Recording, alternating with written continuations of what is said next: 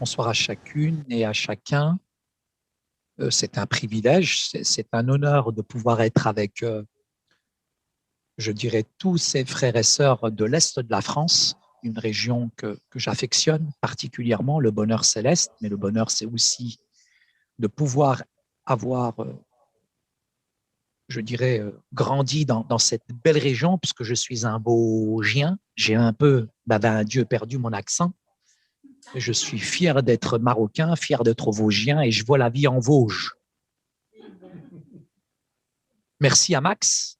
Effectivement, il a pu, je dirais, avec ces quelques lettres, cerner un peu ma personnalité, mais on pourrait aussi cerner la personnalité de Max, M comme modèle, et c'est vraiment un acteur de terrain. Le X, je n'ai pas encore trouvé, mais ça va venir dans la soirée. À part le xylophone, c'est tout ce qui vient dans mon esprit. Merci en tout cas pour cette invitation à laquelle en tout cas je suis plombier. Je suis en tout cas très très heureux. J'ai été aussi très encouragé par le bouleversant témoignage de Nasser. C'est rafraîchissant d'entendre de tels témoignages. C'est vraiment énergisant. Merci. Vous faites vraiment un beau couple. Que Dieu vous bénisse abondamment. Je suis Saïd d'origine marocaine. C'est pas de ma faute. Mon épouse est d'origine algérienne. Effectivement, j'ai la chance d'avoir épousé une magnifique Algérienne. Fatima fait un excellent travail d'inclusion citoyenne auprès des populations fragilisées, paupérisées. Elle travaille encore ce soir très tardivement parmi ce public. J'ai la chance d'être propriétaire de 2 enfants. J'ai un garçon de 21 ans qui fait des études de théologie à Strasbourg et il est en 3e année de licence. Et puis une fille qui est en politique et relations internationales, elle fait la UCL à Londres. Et nous sommes tellement heureux de pouvoir, je dirais, servir le Seigneur ensemble. Nous allons partir ensemble au Liban cet été, mener une action humanitaire auprès d'un peuple qui a été touché malheureusement par la double explosion, la dévaluation de la monnaie, mais la corruption qui mine le terrain et puis l'ingérence de 2 puissances, chiites et sunnites, ça fait un sushi. Et on a vraiment besoin de prier pour eux. En tout cas, merci pour vos contributions, pour vos aides, puisque ceux et celles qui le voudront participer, je dirais, soit financièrement, soit par le biais de médicaments.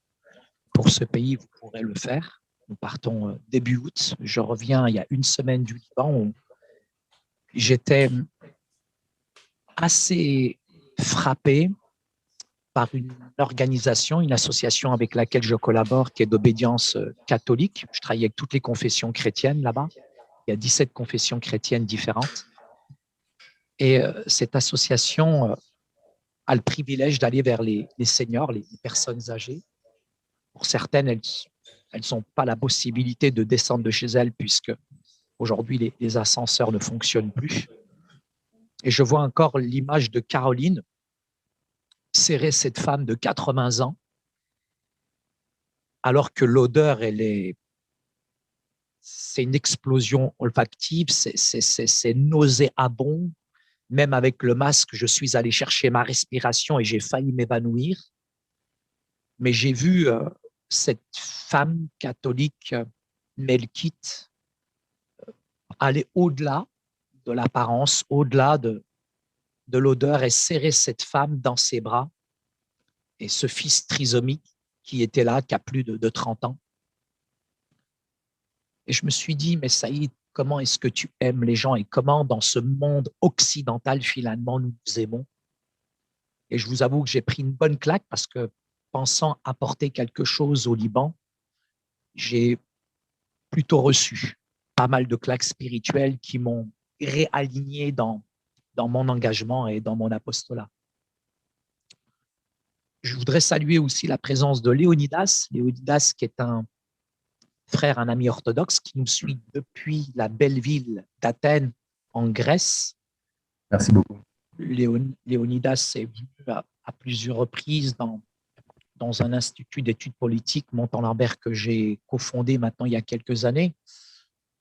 l'IEPM réunit des personnes qui sont inspirées justement par la doctrine sociale de l'Église, qui pour moi est un héritage de la civilisation occidentale et française, pour agir je dirais, en politique du point de vue du bien commun. Et c'est vrai que je pense qu'aujourd'hui, dans cette belle France que je connais, il est possible quand même de réunir des personnes aux conceptions anthropologiques proches, même si leur positionnement politique et leur appartenance partisane les ont jusqu'ici en tout cas empêchés de se retrouver, de se réunir. Mais en tant que consultant, c'est un peu mon combat politique pour le bien commun, pour la reconstruction, je dirais, d'un champ politique où peut s'opérer les échanges et privilégier justement ce principe de subsidiarité qui, pour moi, est essentiel aujourd'hui pour l'avenir de ce pays. Je suis engagé en politique et pour moi, c'est important. Et si je vous donne ma définition de la politique, très honnêtement, je ne suis pas dans la politique politicienne, mais pour moi, la définition de la politique, c'est simplement de servir mon prochain. Et face à ce principe de laïcité, je pense que le fondateur de la laïcité, c'est le Christ lui-même qui a dit « rendez à César ce qui est à César et de rendre à Dieu ce qui est à Dieu ». Dans le propos introductif, c'était très intéressant. Notre ami a parlé de la peur. Effectivement, il y a un chant qui nous a aussi encouragés justement à noyer notre peur dans l'amour. L'amour parfait bannit la peur, l'amour parfait bannit la crainte. Effectivement, on est dans une société qui actuellement communautarise, catégorise, met les gens en opposition, et c'est plutôt le règne de la peur. Mais si on a peur, on ne fera jamais rien dans notre vie. Et en arabe, on dit « al-khouf khatiya », la peur est un péché. Et je crois que cette peur, elle est parfois alimentée, elle est un outil, elle est une arme, je dirais, pour nous déstabiliser, mais à partir de la conversion, la peur a changé de camp. Et très honnêtement, je voudrais vous dire ce soir, s'il y a une chose qui me fait peur, réellement, la seule chose qui me fait peur, bon, je vais être très terre à terre, vraiment, il y a une chose qui me fait peur, c'est vraiment le dentiste. Mais s'il y a une chose qui me fait peur spirituellement parlant, c'est d'être en dehors vraiment de la volonté de Dieu. Effectivement, dans le propos introductif, notre ami a mis en exergue encore cette pandémie, cette calamité. Et effectivement, si une présence invisible, silencieuse, expansive et virale nous a mis en crise et nous a tous bouleversés, laissons ce soir cette autre présence, telle, je dirais, une langue de feu, respectueuse et non invasive, nous appeler à nouveau et nous enseigner à ne plus avoir peur, comme nous l'avons chanté, comme Pierre, à affronter quelque part la réalité du monde. Et si une présence impalpable a pu perturber et renverser les agendas mondiaux et apparemment qui étaient immuables, alors ne craignons pas ce soir qu'un vent impétueux trace, je dirais, quelque part chez nous un nouveau chemin, nous ouvre peut-être de nouveaux horizons et nous donne le courage de vivre ce moment singulier que nous partageons les uns et les autres. Effectivement, une poignée d'hommes apeurés, confinés comme nous, dans une chambre haute, a pu lancer un nouveau monde. Je récupère un petit peu le langage d'une politique mystique qui récupère chez les évangéliques, mais ces hommes ont lancé un nouveau courant. Laissons-nous encore, je dirais, en cette soirée, que l'Esprit Saint vraiment nous surprenne, que l'Esprit Saint véritablement nous déboussole, nous déconcerte. Effectivement, comme vous, j'ai observé avec acuité comment finalement ce monde interconnecté a basculé dans celui, avec de grandes difficultés, dans celui du confinement. Et j'ai vu quelle a été finalement la fragilité de nos différentes sociétés et de ce monde chrétien, profondément ébranlé par une petite chauve-souris soi-disant imprévisible. J'ai assisté pendant plusieurs mois à cette diffusion de l'irrationalité, autant individuelle que collective, et cette interrogation qui émerge en ce moment plus puissante que tout autre est qu'est-ce qui peut vaincre justement notre inquiétude face à l'incertitude? Qu'est-ce qui peut vaincre finalement cette peur qui nous hante? On parle déjà d'un quatrième. Certains collègues me parlent déjà d'une quatrième vague qui nous frapperait apparemment en automne. Mais les circonstances actuelles, c'est de vaincre notre angoisse, notre lassitude, et lesquelles ne font finalement au contraire que l'aggraver. L'expérience la plus élémentaire pour moi, et celle dont nous disposons à ce sujet, est sans doute celle de l'enfant. Qu'est-ce qui peut vaincre la peur chez l'enfant? La présence de ses parents. Et cette méthode, elle vaut pour nous tous. Je crois dans un Dieu qui est venu renverser toutes les barrières sociales et religieuses et qui nous invite comme des enfants du Père à nous réfugier, à nous blottir en lui. Il m'a fallu un déconditionnement de la puissance du Saint-Esprit pendant 2 ans avant d'oser appeler Dieu Père. Cette présence, elle est réelle, elle est vivante, c'est celle du Christ ressuscité. En ces circonstances, elle me rappelle qu'il est au-dessus de nous, de nos stratégies, de notre intelligence, de notre soi-disant courage qui mobilise et soutient la vie de chacun d'entre nous. Quelle présence, finalement, est à même, puisque nous l'avons entendu dans le propos introductif et à travers ce chant, quelle présence est à même de vaincre la peur profonde, celle qui nous tenaille, tiraille au fond de notre être. Très honnêtement, ce n'est pas une présence quelconque, mais c'est une espérance ce soir. Une espérance qui est réconfortante, une espérance qui est pleine d'espoir. C'est une joie qui est inconnue, et bien plus que tout discours rassurant ou toute recette morale, ce dont nous avons vraiment besoin ce soir, c'est de nous rappeler la réalité du vrai sens finalement de cette présence qui nous unit. Il n'y a qu'une différence entre l'islam et le christianisme. Il n'y a qu'une différence entre le Coran et la Bible. Il n'y a qu'une différence entre Mahomet et Jésus. D'ailleurs, les musulmans n'aiment pas quand je cite ce texte, mais quand le ciel s'ouvre, la voix de Dieu se fait entendre et le Père dit « Celui-ci est mon fils, bien-aimé, en qui j'ai mis toute mon affection ». La puissance de l'Esprit est là, les témoins sont là et la triunité, elle est présente, Père, Fils et Saint-Esprit. À quel point c'est bon de se sentir aimé.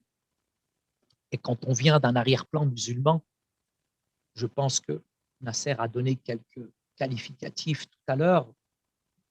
On adorait un Dieu, bien sûr, mais un Dieu qui ne se définit pas comme amour. Il est inconnaissable, impénétrable. Et c'était difficile de s'adresser à lui. Allahu Ta'ala, il est tellement loin, il est tellement haut. Et c'est beau de se sentir vraiment aimé de lui ce soir. Effectivement, les circonstances sont difficiles. La pandémie, nous l'avons tous plus ou moins traversée avec de grosses difficultés. La tendance, c'est de fuir, c'est de se cacher. Mais j'ai remarqué, c'est quand on peut utiliser notre inquiétude dans son sens immédiat, plutôt comme un instrument de rebondissement, un instrument de travail. Et on a de la chance d'avoir un coach extraordinaire comme Max, qui aujourd'hui peut nous apprendre justement à être résilient, à rebondir et à réaliser que toute solution égoïste ne sert à rien. Autrement, on finit tous par réagir de manière un petit peu convulsive ou par tout voir à travers le trou de la serrure du JT ou de BFM TV, Allahu Akbar. Nous, nous vivons souvent dans nos églises, permettez-moi, ce n'est pas une critique dans le but de nuire, et je ne suis pas là en train de pointer le viseur, mais nous vivons dans nos différentes communautés chrétiennes dans une bulle dans laquelle nous sentons un petit peu à l'abri des coups de la vie. Nous pouvons ainsi nous permettre d'avancer un peu distraits en faisant comme si nous contrôlions tout. Mais parfois, certaines circonstances nous ont bousculés. Elles ont chamboulé nos plans. Le Covid a vidé tout mon agenda.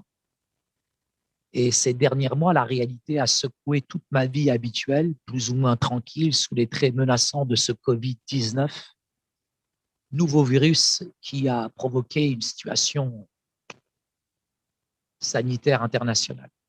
Dans des situations aussi imprévisibles comme celle que nous vivons actuellement, nous sommes effectivement chacune tirés de notre torpeur, arrachés de la zone de confort dans laquelle nous nous étions commandément installés, la conscience de nous-mêmes que nous avons acquise, la capacité ou l'incapacité à affronter la vie que nous avons entre nos mains, l'incapacité, elle est là, elle est réelle. Nos petites, nos grandes idéologies, nos convictions, soi-disant entre guillemets religieuses, sont mises à rude épreuve. Et en même temps, j'ai remarqué que toute cette carapace des fausses sécurités révèle finalement beaucoup de failles, chacun sans distinction, est concerné et comprend finalement ce qu'il est. Toute épreuve ce soir, qu'elle soit individuelle ou collective, est une occasion de se poser des questions, mais les bonnes. Il ne s'agit pas pour moi de regarder l'épreuve comme une malédiction, une sanction divine, mais effectivement, il y a un clignotant quelque part qui s'est allumé. Il y a un message qui nous a été transmis. Et c'est dans ces occasions que je comprends finalement que la force d'un individu, elle réside dans l'intensité de sa conscience de lui-même, dans la clarté dans laquelle finalement il se perçoit lui-même et reconnaît pourquoi finalement il vaut la peine de vivre. Et j'ai remarqué que pendant cette période de confinement, l'ennemi à combattre, ce n'était pas ma femme, ce n'est pas le pasteur, ce n'est pas mon responsable spirituel. Finalement, l'ennemi à combattre pendant cette période de pandémie, c'était Saïd, c'était moi-même. Cette angoisse que je perçois en permanence, qui éclate quand la nudité met à nu finalement mon impuissance existentielle, en prenant souvent le dessus et en nous amenant parfois même à réagir de manière surprenante. Je me suis retrouvé à m'enfermer, à déserter les gens pour protéger ma mère, comme contaminé. Et je bénis Dieu pour le Zoom. Le dernier Zoom que j'ai fait, j'en ai fait 11. J'ai fait 11 Zooms, de 11 heures le matin à 11 heures le soir. Je me suis endormi, ma tête, elle zoomait toute seule, la peau. Je pourrais associer à corona, coronaire, nous rappelant que c'est finalement l'artère du même nom qui irrigue le cœur. Elle sert là de jonction pour donner la vie. Le cœur qui est organe spirituel par excellence. Et je bénis Dieu parce que quand on regarde Nasser, ce qui a changé, ce n'est pas son apparence, mais c'est le cœur. Et la religion blanchit la surface, mais la puissance de l'évangile, c'est qu'elle transforme l'intérieur du cœur. Le cœur, organe spirituel. La religion nous prend, nous laisse tels que nous sommes, mais quand le Christ vient dans un cœur, il commence par le cœur. Le cœur, organe spirituel par excellence. Serait-il en manque de sa juste nourriture aujourd'hui? Une première conclusion qui me vient à l'esprit, effectivement, ce virus serait-il le signe d'un manque de reliance entre notre humanité et Dieu? Une désertion de la vie, de la foi, qui a pour conséquence de la dévitaliser.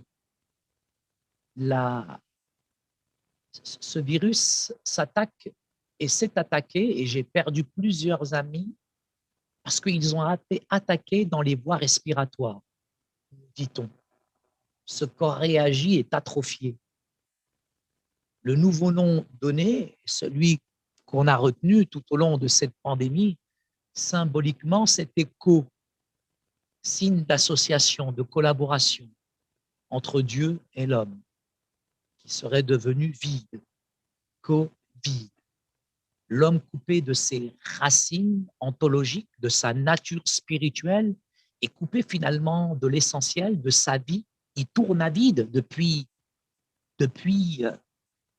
que je suis arrivé en France, et je regrette cette France des années 70, la religion a été remplacée par la laïcité, avec des apôtres laïcards. Et on essaye aujourd'hui, on marche sur la tête, d'écrire l'histoire de la France avec une gomme, sans réaliser quand même que Clovis, c'est très intéressant quand même de voir qu'il y a quand même un héritage judéo-chrétien, ou pour certains qui sont vraiment hellénistes et judéo-chrétiens ce soir. L'homme est coupé de ses racines. Et pourtant, il est en quête. L'homme tourne à vide. Très intéressant, le chiffre 19 en hébreu représente le Quf dans l'alphabet hébraïque. Et cette lettre symbolise l'épreuve pour s'affranchir des illusions par la vigilance face aux excès et agitations illusoires dans lesquelles notre civilisation moderne est plongée aujourd'hui. J'habite à Paris. Même le téléphone arabe est tombé en panne dans nos banlieues. Paris, 12 millions. 12 millions de solitaires. Et quand je prends le métro, c'est Walking Dead. Je regarde les tronches. Personne ne communique. Ils sont tous, leurs tronches et leurs gueules rivées sur leur téléphone. On est au siècle des moyens de communication et pourtant, il n'y a plus autant de communication. 19 symbolise deux choses. La fin d'un cycle et celle d'un cycle nouveau. Un facteur d'espoir pour nous. Le coronavirus, alias Covid-19, serait porteur d'un message, donc porteur d'un message pour notre humanité, fragilisée, un message d'encouragement à la fois, une incitation à retrouver le chemin de l'alliance que nous avons perdu avec le divin, à réinvestir la vie spirituelle. Et il y a des vertus dans ce confinement, il y a des vertus extraordinaires, c'est de se retrouver en famille, de pouvoir partager et de mettre au centre un livre que nous avons méprisé, négligé, qui s'appelle la Bible, à réinvestir nos vies spirituelles à travers ce message qui est toujours d'actualité. Ce virus pourrait devenir un point d'appui, un chemin d'éveil en dehors de tout moralisme archaïque. Nous avons à discerner le sens des événements. C'est notre responsabilité afin d'élargir aussi notre niveau de conscience et poser des actes qui soient plus justes, plus sages. Dieu ne veut pas la mort du pécheur, mais il veut qu'il se convertisse et qu'il vive. J'ai beaucoup étudié, on n'a que ça à faire pendant cette période de confinement, la 5e plaie d'Égypte dans le livre de l'Exode. La peste, ce mot a trois sens en hébreu, la parole, la chose et la peste. La parole, la chose et la peste. La dureté de cœur de notre monde, de nos politiques, de nos dictateurs arabes sans frontières, la dureté de Pharaon, son endurcissement à tenir captif en esclavage le peuple de Dieu, lui a valu une 10e plaie. Il traitait ce pauvre peuple hébreu comme des choses. J'ai remarqué comment nous sommes chosifiés aujourd'hui. On nous dépersonnifie, avec le masque, on est complètement anonymisé. On est devenu des numéros poussés de façon sauvage à la consommation. esclaves en quelque sorte d'une nouvelle Égypte moderne. Après ce confinement, pour moi, l'après-confinement est une période de recentrage. Le danger qui me guette personnellement après ce confinement, c'est cette boulimie d'activité dans laquelle je vais sombrer, parce que j'ai une telle culpabilité qu'il faut bien justifier mon apostolat de missionnaire. J'ai cette envie de vouloir rattraper le temps, mais le temps, je l'ai perdu. Mais qu'est-ce que j'ai fait pendant ce temps qui était perdu? Est-ce que c'était un stage intensif de récupération de points spirituels? Ou est-ce que finalement l'ennemi me l'a volé? La moyenne des Français, c'était de regarder la télévision 4-5 heures par jour. Qu'est-ce que j'ai fait de mon temps? Beaucoup de Français ont gagné 5 kilos, moi j'en ai perdu 5. Et comment j'ai mis à profit ce temps? Le danger, c'est de vouloir toujours rattraper le temps perdu. Mais gardons-nous de tout cela. Je pense qu'on ne doit pas tomber, je dirais, dans une frénésie d'activité. Nous avons besoin d'identifier les points, les lister, les choses positives, être sélectif, nous concentrer, refixer des objectifs qui soient mesurables, atteignables et prendre ça comme une leçon spirituelle. Dans ce temps de confinement, il y a eu des étapes de croissance et je peux vous dire que j'ai beaucoup plus grandi, mûri. J'ai jamais été autant cassé, brisé. Il y a des choses spirituellement dans ma vie à laquelle je luttais dans le jeûne et la prière depuis des années. Et il a fallu que ce confinement arrive pour que je sois totalement transformé, libéré par la puissance de l'Esprit Saint. Des fois, j'ai la nostalgie de ce confinement. Mais je veux lever les yeux et affronter l'avenir avec sérénité, avec force, avec amour, avec conviction. C'est ce que je voulais juste vous partager, effectivement, peut-être brièvement, effectivement, parce que beaucoup connaissent déjà mon témoignage, mais vous dire que en arrivant en France, juste prendre les grands points, celles qui m'ont personnellement frappé, touché, ce sont des bonnes sœurs catholiques. Ce sont les seules qui venaient dans notre quartier, dans notre cité. Je sais à quel point aujourd'hui nos quartiers paupérisés, fragilisés, Metz-Borny ou autres, j'ai remarqué que les gens qui habitent à l'extérieur des quartiers, ils ont une opinion biaisée, le danger il est toujours surévalué et on a cette fâcheuse tendance à retenir que les chameaux qui arrivent en retard, alors qu'il y a beaucoup de trains qui arrivent à l'heure. Mais on a cette fâcheuse tendance en France à retenir finalement toujours l'aspect négatif des choses. C'est un petit peu l'arbre qui cache la forêt, c'est l'arabe qui cache la forêt. Mais ces bonnes sœurs catholiques, au-delà des apparences, au-delà des préjugés, des stéréotypes et des clichés, elles venaient nous faire un club qui s'appelait le Fripounet tous les mercredis après-midi. Les fripouilles que nous étions, je volais tout. Les cartes de prière, les cierges dans l'église. Mais ce qui m'énervait le plus avec ces bonnes sœurs catholiques, c'est qu'elles avaient toujours le sourire.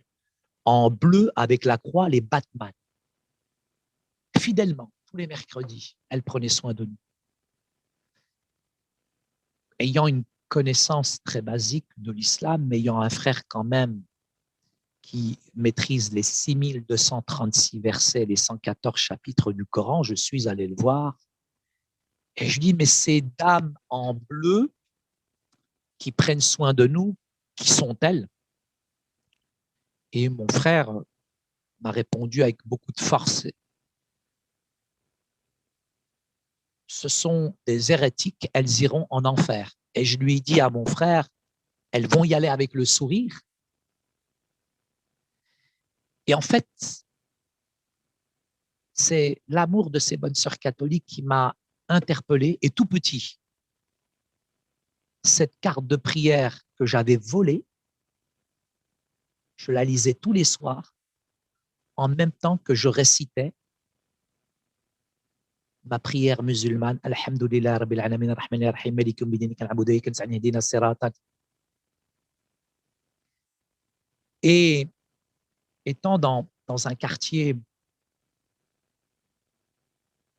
on ne va pas dire un quartier sensible, un quartier chaud, mais quand on est ghettoisé, il y a quand même une sorte d'ethnicisation des mots socio-économiques aujourd'hui, où nos quartiers sont mis à l'index, on projette sur eux tous les maux du monde. Même les médias ont construit une image apocalyptique. Ne quitte pas la banlieue qui veut, mais il faut pouvoir. C'était difficile parce que c'était violent. Et il y avait une violence, la violence d'un environnement défavorable, la violence aussi d'être ghettoisé, surpeuplé, avec un abaissement du niveau scolaire, la violence aussi de la police qui vous arrête pour un oui ou pour un non, la violence aussi de la part des masses médias qui nous disent que nous sommes issus de l'immigration, issus sans issue. En fait, on est dans l'intégration par l'absorption. En fait, on doit devenir blanc plus blanc, transparent. Et cette minorité qui est bien visible, on tente de la rendre invisible quelque part. Et j'ai beaucoup souffert de certaines discriminations qui étaient discrètes, ouvertes. Moi, je n'ai pas mis le gilet jaune comme Nasser, mais je suis né avec le gilet jaune. Je sais ce que c'est que la marche des beurs en 83. Et je bénis Dieu parce que j'ai eu encore au téléphone Gergina Dufoy la dernière fois, une femme remarquable, extraordinaire. Et je ne savais pas qu'un jour, nos chemins se croiseraient et nous uniraient et amèneraient la paix. Mais quand nous avons rencontré Mitterrand à l'époque, il nous a donné une carte de séjour qui est passée de 5 ans à 10 ans. Et ils nous ont donné quelques postes de beurre de service avec un BAFA. Et cela a été la régularisation de quelques sans-papiers.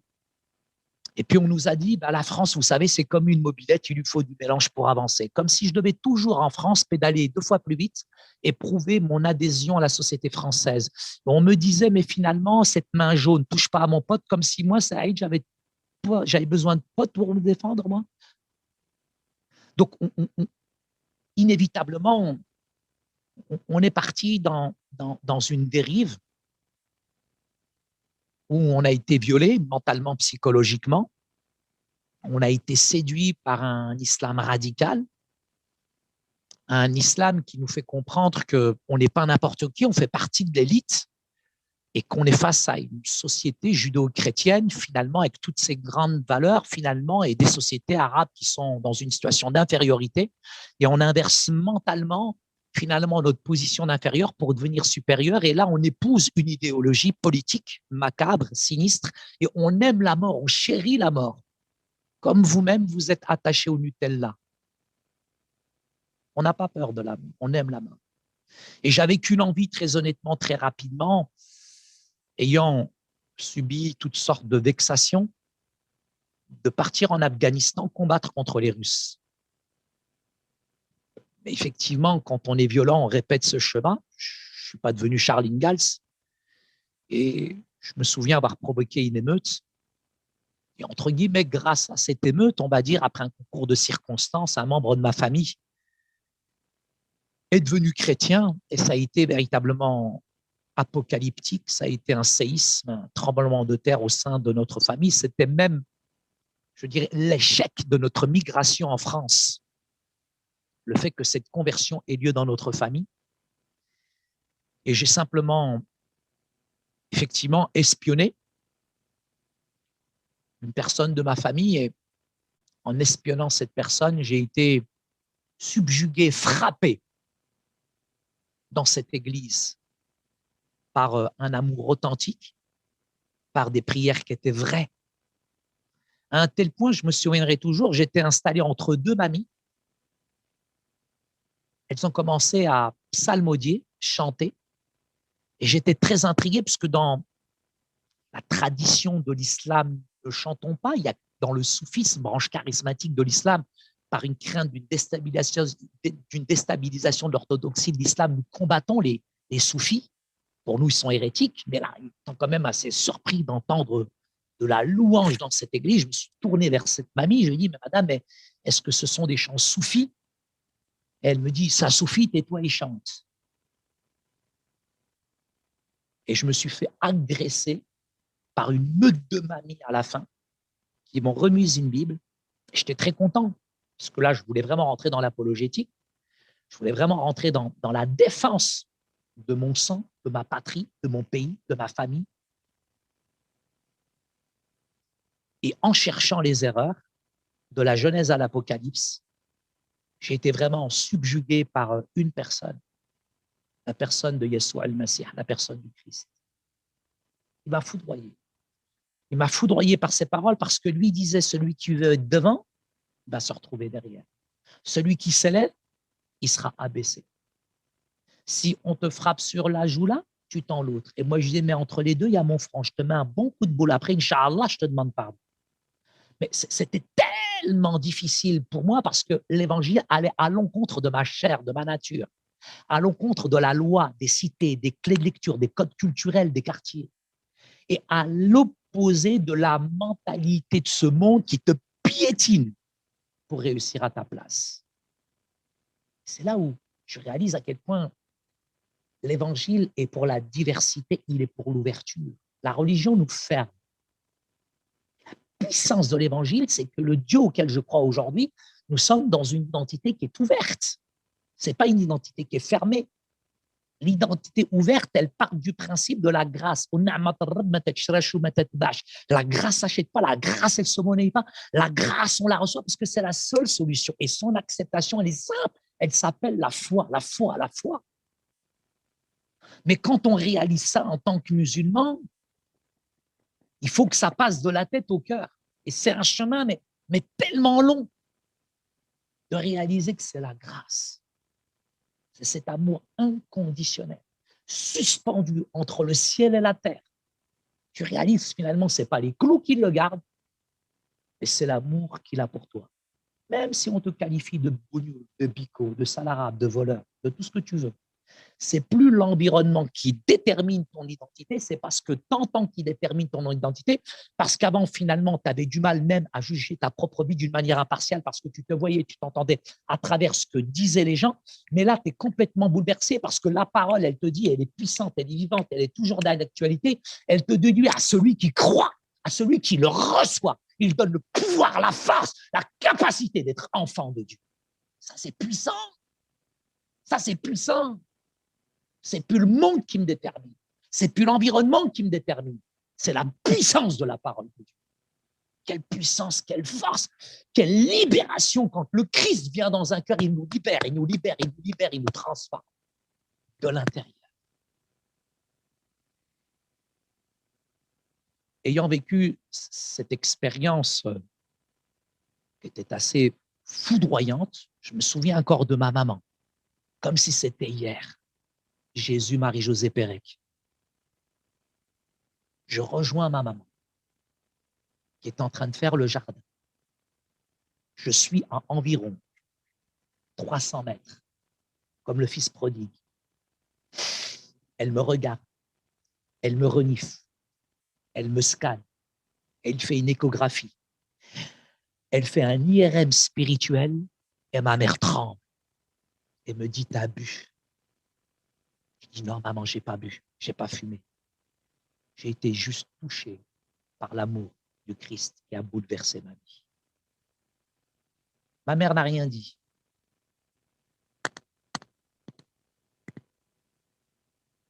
Et là, le téléphone arabe n'est pas en panne dans nos banlieues. Toute la cité, tout le quartier, toute la ville est venue, toute la mosquée est rentrée à la maison. Et ils ont dit à ma mère, ton fils, il est devenu un mécréant, il est devenu un chrétien. Ma mère me connaissant, la pauvre avec tout ce qu'elle a souffert, elle leur a dit, sortez de chez moi. Je préfère voir mon fils comme il est là que comme il était avant. Mais il m'a fallu 2 ans pour affronter le regard de mon père. C'est pas facile. On est fort quand on est à l'extérieur, mais quand on est face à son père, face aux membres de sa propre famille, je tremblais, j'avais peur et ma langue était collée au palais. M'adresser à mon père, rien que déjà l'affronter du regard, juste de le chouffer, juste de le regarder, déjà je faisais pipi dans ma culotte. Il m'a fallu 2 ans. 2 ans de jeûne, 2 ans de prière, 2 ans pour que je prenne mon courage à 2 mains et que j'aille affronter mon père. Et c'est à travers des circonstances assez difficiles et douloureuses, puisqu'il a fait un infarctus, hémiplégie. Je suis allé à Épinal, à la ZUP d'Épinal. Et là, j'ai tout déversé, tout ce qu'il y avait sur mon cœur. Je lui ai dit, parce qu'il faut être vrai. Vrai avec soi-même, vrai avec Dieu et vrai avec ton père.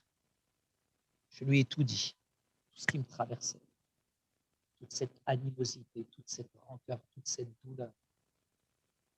J'ai crié, j'ai hurlé, j'ai pleuré, j'ai rigolé, mais je lui ai tout dit. Mon père m'a vu dans un état pas possible. Et à la fin, je lui ai dit de la même manière que le Christ m'aime, papa, je t'aime. De la même manière que le Christ, papa m'a pardonné, je te demande pardon. Et mon père me dit, en arabe, moi aussi je veux accepter ce Jésus. Je me suis tourné vers lui, je lui ai dit, can you repeat please, I don't understand. Je tremblais, j'avais peur. Je pensais qu'il n'avait pas bien compris, mais il avait bien compris, réellement compris. Et en un instant, en un éclair, j'ai pu le serrer dans mes bras. J'ai pu l'aimer, mais comme jamais je l'ai aimé. J'ai pu tendrement le serrer dans mes bras, prier avec lui. Et mon père a accepté le Christ. Mais il y a un Père qui est céleste, qui n'est pas terrestre, qui est au-dessus de nous. Je crois que réellement, il est venu renverser toutes les barrières sociales, religieuses, et il nous invite vraiment à vivre comme des enfants du Père, à aller au-delà des apparences. Parce que derrière les apparences se cache un profond, un réel, et un vrai besoin spirituel chez les gens. C'est pour ça que c'est avec force, avec détermination que je voudrais vous dire que on se plaint le ventre plein. Et je suis tellement content d'être en France. Et je voudrais qu'on change d'attitude, d'atmosphère, d'arrêter de déclarer des malédictions sur ce pays. Je ne suis pas du tout à gauche, hein, loin de là. Mais je sais reconnaître que pendant cette période de pandémie, il y a quand même des entreprises qui sont sorties et face à certains pays européens, la France a beaucoup aidé. Et parfois, c'est en voyageant. Quand je reviens, je me dis une chose, vive la France et merci, mon Dieu, pour cette liberté que tu me donnes d'être en France. Je ne peux pas cracher sur ce pays parce que ce pays m'a appris à lire, m'a appris à écrire. Ce pays m'a soigné. Avec ce pays, j'ai pu faire de belles études. Avec ce pays, je peux, encore aujourd'hui, tant qu'il fait jour, je dirais, annoncer l'Évangile d'une manière forte, avec conviction, jusqu'au Parlement européen, jusqu'à l'Assemblée nationale. J'étais encore à l'école militaire cette semaine avec plusieurs personnalités. Et j'affiche mes convictions chrétiennes avec force et puissance. Et j'aime votre langue. J'aime la langue française parce qu'elle est résolument un trait d'union pour moi pour agir solidairement sur tous les fronts. Qu'elle est bien cette langue de coopération, d'affirmation, de socialisation. J'aime cette langue parce que sur un plan culturel, on peut traverser la créolité, la latinité, l'arabité, la négritude et encore combien, je ne sais pas, d'autres identités. J'aime cette langue parce que elle est ma deuxième langue. Je maîtrise bien sûr l'arabe et je maîtrise le français. Et d'un point de vue spirituel, le partage de la langue française est pour moi déterminant et particulièrement important. Le français est incontestablement, je dirais, une langue qui va encore être utilisé pendant des années et des années, parce que quand je regarde le curseur qui se déplace aujourd'hui en Afrique, je viens d'apprendre à l'école militaire qu'en 2060, c'est 3 milliards d'individus qui vont peupler l'Afrique. Et je sais que l'Afrique majoritairement parle français. Le français et les Français m'ont ouvert au monde et j'aime les Français. J'aime ce pays, je bénis ce pays. Et ceux qui ne sont pas contents, ils n'ont qu'à retourner dans leur pays d'origine. Ils vont se rendre compte finalement que certaines personnes qui se permettent de mener des actions, des vexations en France, ne se permettraient pas de faire la même chose dans leur pays d'origine. Je peux aujourd'hui, très honnêtement, traverser la moitié du monde et être compris. S'il y a une droite qui est décomplexée, il faut qu'il y ait aussi des chrétiens qui soient décomplexés. J'aime l'amour, la sonorité, la culture, j'aime le vin, j'aime le fromage. Et depuis que je me suis converti, j'ai jamais autant mangé de cochon. Le cochon, c'est pas le problème, c'est quand tu te comportes comme un cochon, quand tu regardes des cochonneries à la télévision. C'est pas ce qui rentre dans la bouche et puis qui arrive dans les entrailles, mais c'est ce qui vient du cœur. La francophonie, pour moi, c'est le témoignage de l'unité de l'Église et de la langue française.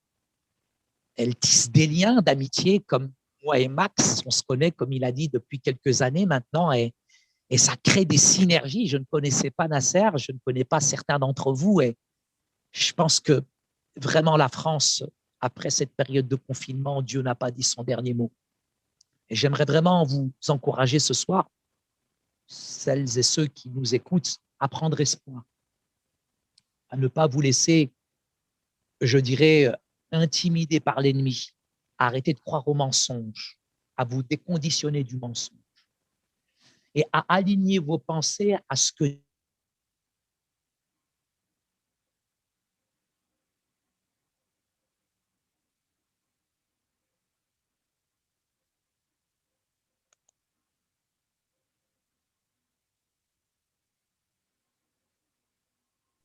les pandémies, les politiques, tout change, mais Dieu ne change pas. Voilà, je ne prendrai pas plus de temps que cela. Que Dieu vous bénisse, que Dieu renouvelle toutes vos forces physiques, morales et spirituelles. Voilà, soyez bénis. Amen. Merci beaucoup.